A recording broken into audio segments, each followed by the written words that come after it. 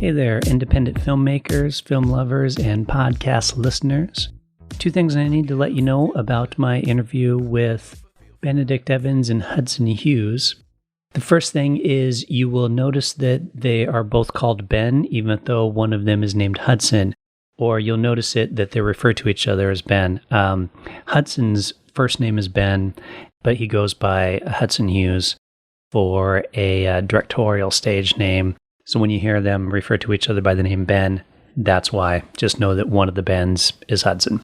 Second thing I need to let you know is towards the end, the last question I asked them is, do they have any advice or tips for filmmakers out there, lessons that they learned on this film? And halfway through answering the question, we lost our Zoom audio. I do have a backup, but my backup is basically a recorder in my room, so it's picking up on my sound as well as the sound coming out of the computer when I'm talking to them. So you will notice a sound audio quality change partway through that question, and that is the reason why. It's because we lost the Zoom audio and I had to switch it over to that. You can still hear them fine, but it does sound different. And that's all I need to say. Now on to my discussion with Hudson and Ben and the independent feature film that they made.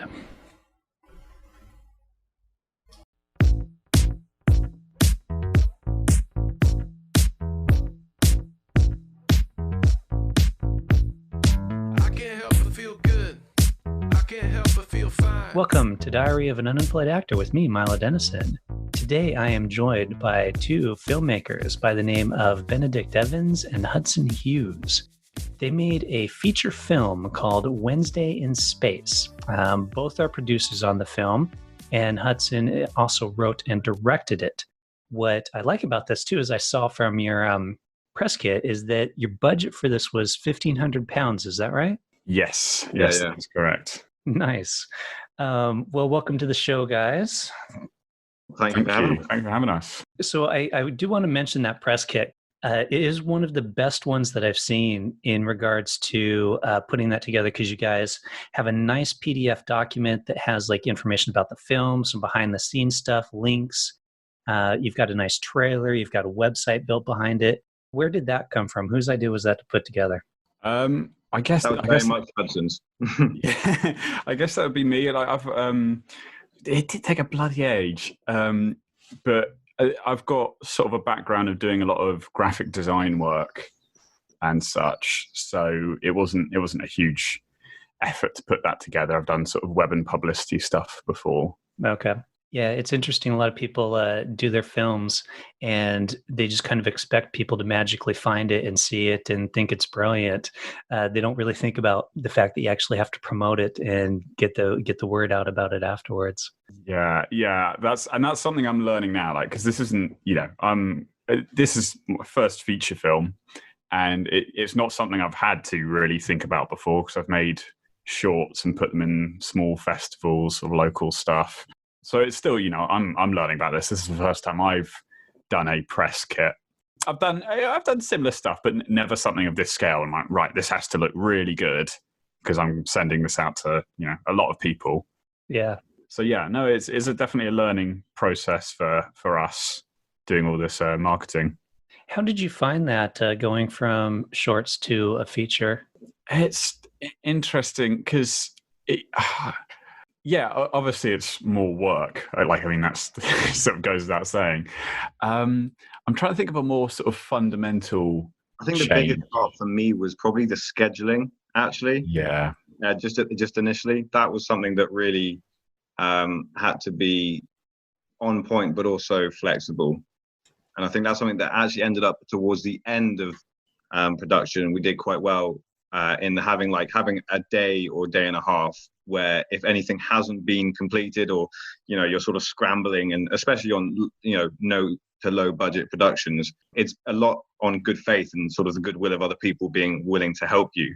So having a day at the end to say, okay, well, if we hadn't got the right shot, we'll finish at the end, is very much, I think for me, was probably one of the most important aspects. Yeah, I completely agree. And I think a thing to add here is that we shot this whole thing in well, we had another one like sort of half day shoot for some separate bits, which are sort of TV adverts within the film. But this main shoot was 6 days. So it was so intense shooting over those 6 days. But I had actually scheduled all of the shots for 5 days, which was overly optimistic. Very much so. But we did have some setbacks and things like that. So I'm very glad that I arranged to have a completely free day at the end, but still calling everyone for that day and saying, look, like, this is a free day. And, the best case scenario, oh my God, brilliant. We shot a whole film in 5 days and we've got this day free. But it's there because naturally things do overrun and you have to rearrange schedules. Yeah, that's pretty impressive. Most of the film takes place in that the restaurant. Is that correct? Yeah, that's true. That was me and Ben most of the construction of that restaurant. I actually have a little story from. So essentially, we built the entire set in Ben's garage. To me, it was probably one of the most amazing parts of the whole process was at like working within those creative limits and figuring out that you could fit, 12 members, 12 cast and crew in a garage with 3 separate rooms and trying to figure out the sort of logistics of that with a track where you could actually go through the rooms running adjacent to the garage wall. Yeah, I had a dolly running down the side. I felt like that was important because it definitely gave a feeling, because a lot of it was about having this sort of feeling of the space. So much of it was set within that restaurant that I think the audience, I wanted them to really grasp the layout very quickly. And the easiest way to do that was having this camera dolly that could actually move between the rooms. Yeah, that's a good idea. Did you build it in a way, did you have to like remove walls or anything like that to get shots? Oh, we had the removable wall, didn't we? Oh my God, that was such a ball ache. Do you want to explain that one? I'll try and explain it best I can. Essentially, yes. We obviously wanted it to look, we had shots from all sorts of different angles, and we didn't want it to be like a bare garage wall. So we got 2 massive pieces of MDF. I think it was MDF, right, Ben? Hudson, sorry. Yeah, Hudson. It was massive pieces of MDF that we basically joined together with sort of like door joints at the side, and then put wallpaper over that. But the problem was that the garage door would only open so far, so it was about a 4-person effort each time to bring it in. And then when we need a different shot, it was a 4-person effort to take it out without destroying the entire set. Yeah, I feel like I should explain. That wall was basically because, it was a bit like with a sitcom where you have the 4th wall, which has been removed for the camera to look in, essentially. Yeah. And for us, it was a bit like that with the dolly was on the 4th wall side, which was open and could move along. But if we needed to do a reverse shot, which would be pointing towards the dolly, and there was no wall there, you'd just see the brickwork behind. So we had to have a removable wall, which it was like almost like a massive book. And when you opened it one way, it had the wallpaper that matched the sort of main restaurant area. And when you flipped it round, it was white on the other side, which matched the kitchen area. So it was sort of just this way of, saving money, because it meant that we didn't have to have more bits of removable wall. Yeah, and I'll just give a quick shout out to every member of the cast and crew who had to hold that thing, because there were some long takes where you had to hold the wall in place and make sure that your hands weren't over the side, and it was tiring. You really felt it in your arms after about 20 minutes. Because I hadn't really figured out a good mechanism for holding the wall up rather than just putting several people behind it. Hey, that works. Whatever works, man. Yeah. That's a good idea. I'm curious, so you're both producers on the film, and you had a 3rd producer, if I remember correctly. How did you decide within that realm of producers who was responsible for what? So it sounds like one person was responsible for scheduling, maybe one person was responsible for something else. A 3rd producer? Oh, you might mean Kate. Yeah, she's I could be wrong. I think I read that in your she's more on the publicity side. I mean, she did loads to help. Honestly, it was pretty. I mean, as far as I recall, it was just having pretty open conversations, and ultimately just asking. Well, obviously Ben, as a director, you have a very specific vision, but then saying, okay, I need this done, and I have 2 shots to get in 2 different rooms. Just essentially, sort of like, you have this to figure out, and then just enlist anyone you need to. Essentially, it's just a very, very simple chain of command, but quite effective, I think, actually. Yeah, I think it's because I'd written this idea, and I kind of realized that I needed another producer, but we were already, the gears were in motion. This was already happening, so I can't really say when I officially went, right, oh, okay, Ben's the other producer, but it was sort of it was almost like a process that happened, especially because Ben spent the best part of a month coming over several times a week to help me build the set, and he knew. A couple of the ADs knew the story very well, but Ben really knew the story in terms of how things were going to move around, things like that. So I was just sort of like, well, no one else knows the project as well as he does. I think essentially I've known Ben for a long time, potentially too long, and I have a fairly good idea of what he wants out of a project, short or feature length. Yeah, because we made a short together. 2016 was it? Yeah. Yeah, 2016. And that was sort of what I'd say was my first proper short film, which is sort of a very weird, semi-animated stop motion, but using people kind of thing. But we'd already been making sort of weird stop motion animations before then. We started with way back, like mid to late 2000s, with people getting swallowed by bean bags and stop motion films, and stuff like this. Yeah. Nice. So you both already had, knew each other well enough and working together well enough to. And we too well. We went to university together, and ended up living together for a year. So sort of in each other's minds a little bit, I suppose. Yeah. Did you both study film or something else? Oh, no. No. Wow, that was an emphatic no. Yeah. Like, no. I studied electrical engineering. Yeah, and I studied English and history, so not a mile away from the humanities and film, but definitely not film. So what got you into film then? I'm trying to think. I'm not really sure. That's actually a harder question than it should be. I found it again recently with a friend, Will Bourne, who sort of just lives down the road from me. When I was 9, we made a Lego animation together. And I think, so I had a lot of Lego. That's how I got into film. And we made a few Lego animations together, and I started making more and more and going, I can use all sorts of objects for animations. And then at some point I sort of went, it'd be really cool if I did an animation where it was like objects moving, but also people. And so I definitely came in with this idea of animation using people. And we made quite a few like that. So me and Ben, most of the films that we'd made while we were at school were stop motion animations using people. Not all of them. But because it's easier. Because it's easier. No one has to act. Yeah. So it was several years. I think that the one in 2016 was the first one where we had proper dialogue. And so I think, but that's probably also what got us into doing comedy films, really, and definitely the more sort of zany, farcical ones. I think a lot of the comedy came from sort of visual animation and things like that. Yeah, makes sense.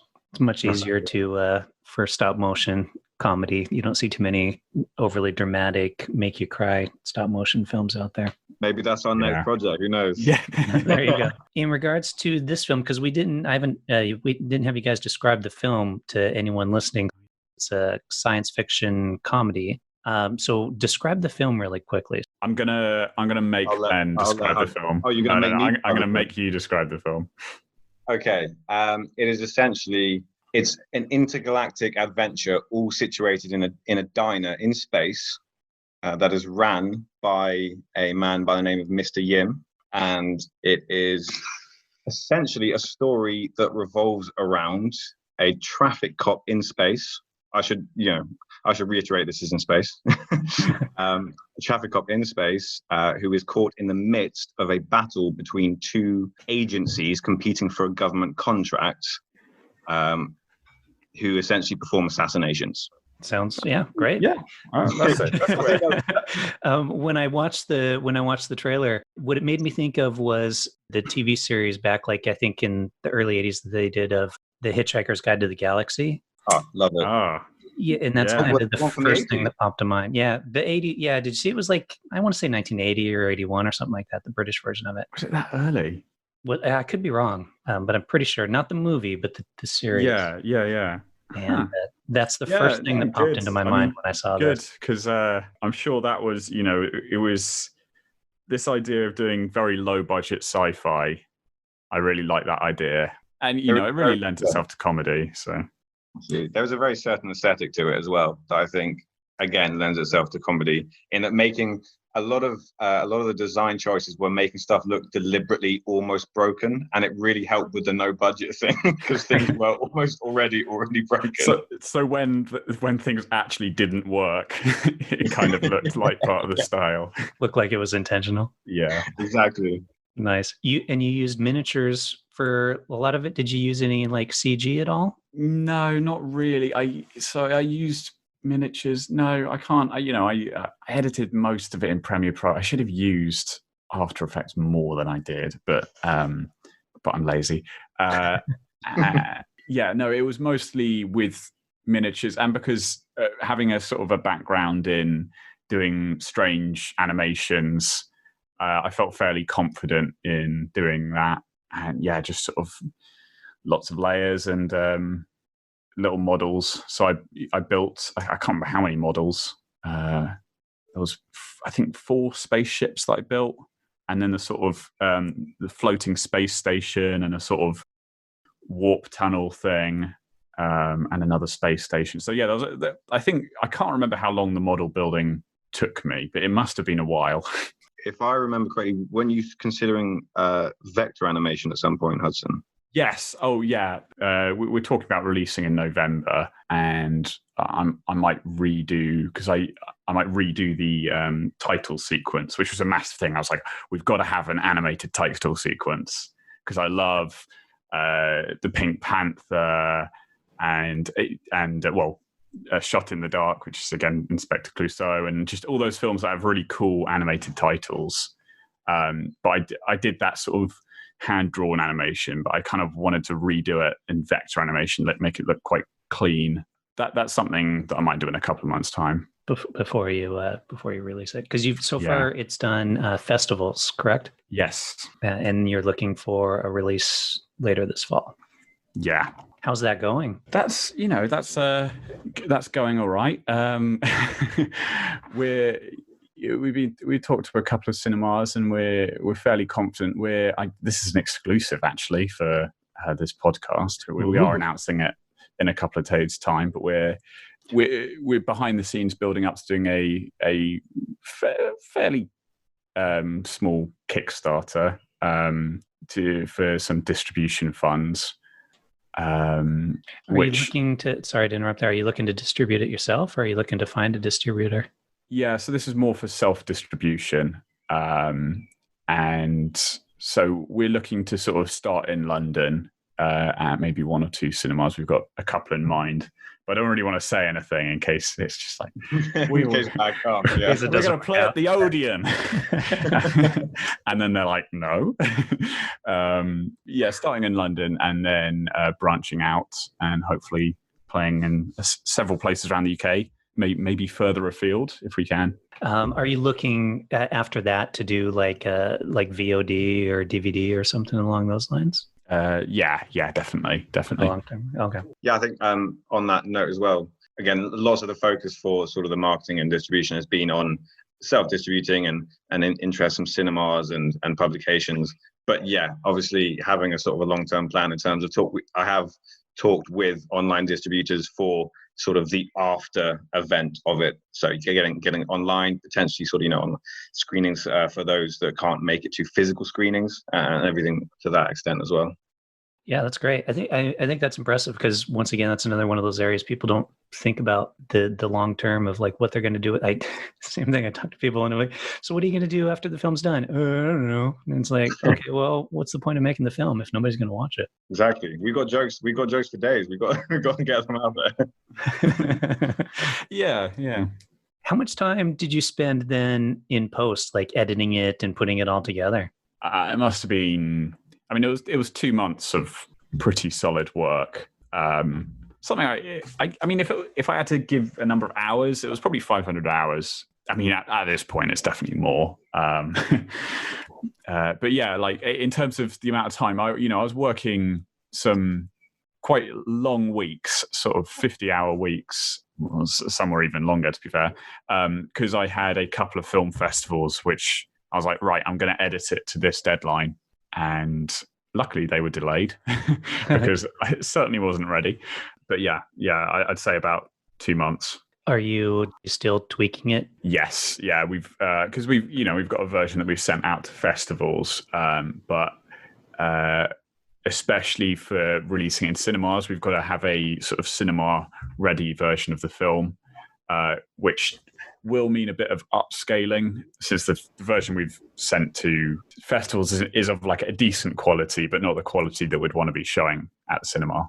Right. Do you know what'd you film it on? What cameras? It was a GH5, a Panasonic GH5. Okay. Yeah. Yeah, that's the thing. We only shot on the one camera. And here's a tidbit for listeners: shoot on more than one camera. It's a very bad idea to just use one camera. It wasn't my camera though, so I was just very happy to have it. But yeah, it would have saved a hell load of time having two cameras. And that was that just so shooting a scene from multiple angles at the same time? Yeah, basically just so that you can have a forward and reverse. It cuts the time for shooting a conversation scene in half. Probably more than in half, because when you've got one camera, you set everything up. You're like, oh, okay, that's good, and then you set everything up the other way, and you're like, oh, well, I've got to, and you're sort of just not quite happy with the angle or whatever. So yeah, and the thing is, like, we had enough camera people to shoot with two cameras, but we just didn't have two cameras. Especially in such a, I mean, there is a lot of pretty gnarly action, but I mean, there's a lot of heavy dialogue in there as well, with jokes obviously sort of going about a mile a minute, but especially if you're shooting dialogue scenes, which is obviously most of the movie, looking back, it would have been so much easier just to have that extra camera, even just to see if you like a shot from one angle or not, essentially. Yeah. Like I'd say for the coverage, one issue I encountered when I was editing was like just a lack of coverage. But that's something you learn just from shooting films. And at the end of the day, it's sort of, we shot the whole thing in 6 days essentially. So there was always going to be issues when I got to the edit, when I was like, oh, for God's sake, I can see someone like just pop their head around the corner or something that didn't catch on the camera the first time. Did you watch dailies at all when you were shooting it? Did you have time to do that? No, we didn't. Okay. Which is something I definitely not advise. But because I was editing, like this was very small scale. Yeah. If I was shooting again, I definitely one advice I'd give is don't edit the film yourself, which is sometimes impossible, and for me it was kind of impossible because it'd be an impossible ask just to go, hey, would you spend 2 months of your life doing the edit for this film for free? Yeah, that's not really possible. But I mean, if you have a really dedicated team, you might be able to convince someone to take on some of that, even just for the dailies. Because when you're directing, or in my case, directing, producing, and building a set, there's just not enough sort of brain space to do stuff like that at the end of the day. Yeah, you're jumping around from so many different things. Couple more questions. I'm curious about how you found your cast and crew. Do you want to take this one, Ben? I think honestly, it was mostly connections that were made while studying. That was yeah, it was pretty much everyone it was people from all sort of walks of life at university, from drama people, so people who were versed in theatrical performance, like the diner owner, Nick, well, played by Nick Ong, a couple of people from sort of like TV elements of uni, so that Southampton TV, Southampton radio, so people can enunciate, and then honestly just some people that weren't like friends of friends who were willing and able to, and comedy as well, comedy and improv. A lot of it was comedy and improv people, because it was such a comedy heavy project. Having people who understood comedic timing and who were of basic good natured, because you're inevitably a couple times gonna run over a bit, and just making sure no one gets too cranky on set, so keeping them fed and watered and everything. But yeah, it was just sort of people that completely. And yeah, I purposely used a lot of people who'd done stage work before, because especially in these are all, not all, but mostly people who are just graduating, literally. I mean, you had your graduation in the middle of shooting. Yeah, I was on set till 4 a.m. and then had graduation the next day. Wow. Yeah, so Ben had to miss one of the days.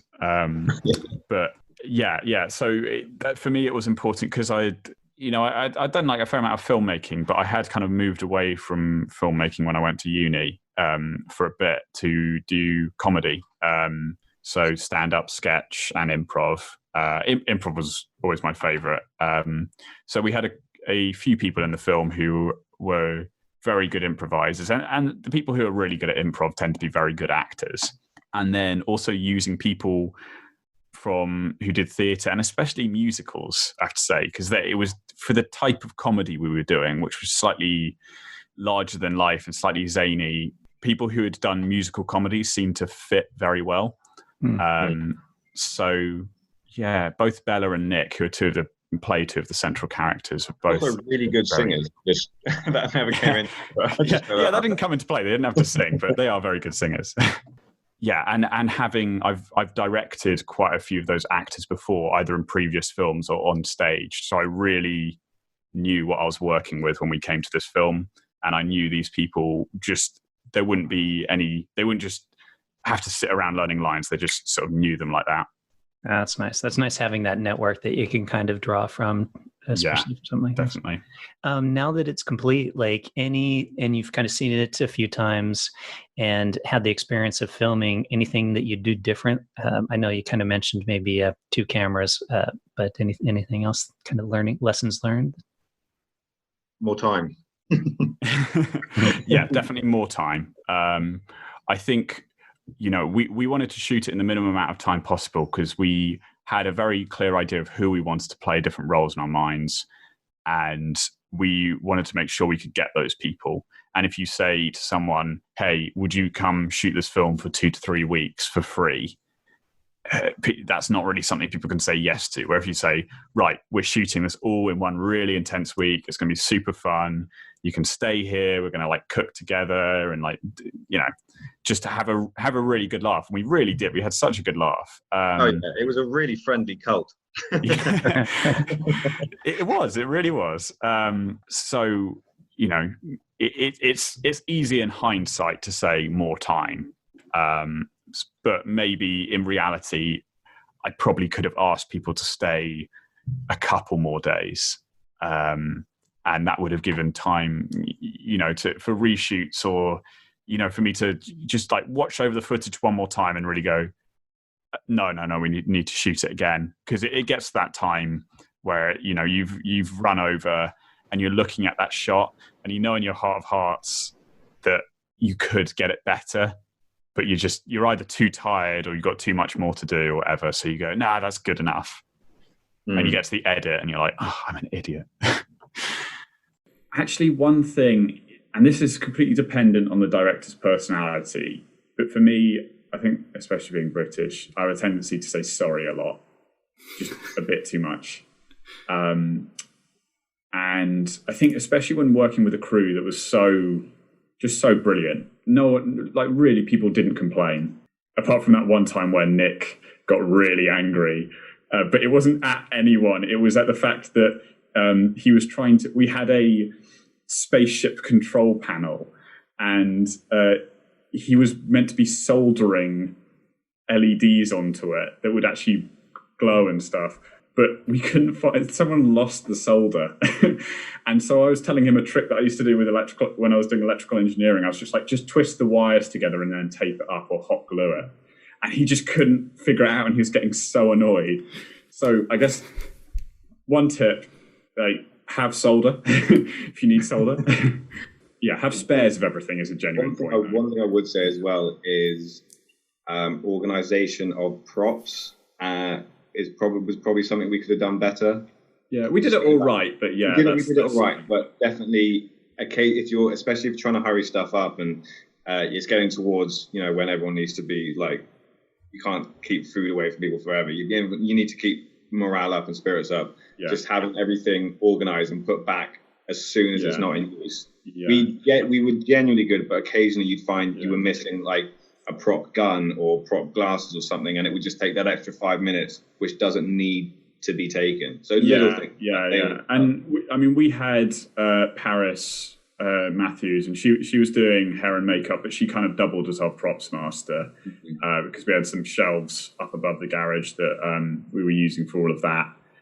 Going back to the point about saying sorry, I said sorry too much, and there's like, it's just one of those things where it's like you've overrun and it's sort of like midnight, which happened 2 times. And I kept on going saying, sorry guys, we're done after this, we're done. And it gets into this cycle. People are like, yeah, stop saying sorry. And so learning to be like, just people have already accepted it. Yeah, so learning to be less British. You're in it together. Be less British. Don't be British. But just be like, look, we're going over, deal with it. So yeah, exactly. But kind of being, you're all in this together, and it's not just your burden to bear in a way. Because it feels like you're being, I'm being really apologetic and nice and something, but that is almost an ego thing in a way, because you are making it about you in some way, when it should really be about everyone. Acknowledging that everyone was, in the end, you could sense that everyone was really proud of what we were able to pull off, essentially. So sort of acknowledging that without, again, being like too overly apologetic is probably a good thing, yeah. I think also we didn't give people enough time with the script because we were building the set and we're so focused on that. I hadn't sent out a script early enough, and I remember having a now infamous conversation with Josh Vastro, who played. He was only there for one day to play quite a small role, but there's these French rebels who are hiding in some unknown hideout, and it's basically the whole film is them. They're trying to set up their listening device. They're just having an IT crisis essentially, and he was only there for a day. And I picked him up from the train station nearby in the morning, and I hadn't sent him a script, but I was like, he's done so much stage acting. He's done a lot of comedy. I know he can nail this. I just need to give him an hour or so at the beginning with the script. And I've been so rushed off my feet, I hadn't had time to send him his part of the script. And I picked him up. I'm like, I'm so sorry, Josh. Right. So I told you who your character is, right? And then he went, no, sorry, you didn't actually. I'm like, oh my God, I didn't. Oh God, I'm so sorry. I've been so rushed off my feet. So you're this rebel in space. And, I explained his character, and you're French. He went, so am I speaking French at all? I went, oh yeah, all your lines are in French. And he went, oh, okay. And he dealt with it like a champ. Oh my God. Really well. He didn't speak French normally though. No, but he was decent enough. I'd seen him like speaking French in a play before, and I was like, yeah, he can do it. He every time he got a line wrong in French, he got really annoyed at himself. And I'm like, you should so not be annoyed. You should be annoyed at me because I've put you through this. Nice. So yeah, I think that's the point where I felt the most guilty.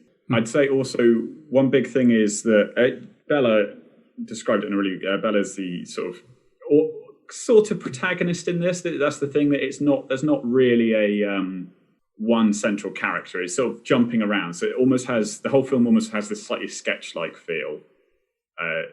That's the way she put it. So that's actually a really good way of describing it, because you're jumping from these like French rebels to stuff happening in the restaurant to this traffic cop in space, and like all these little scenes going on that don't necessarily relate to the central plot, but all come back in the end. And one big aspect of it is the TV adverts. There's really weird, aggressive commercials for all sorts of different things.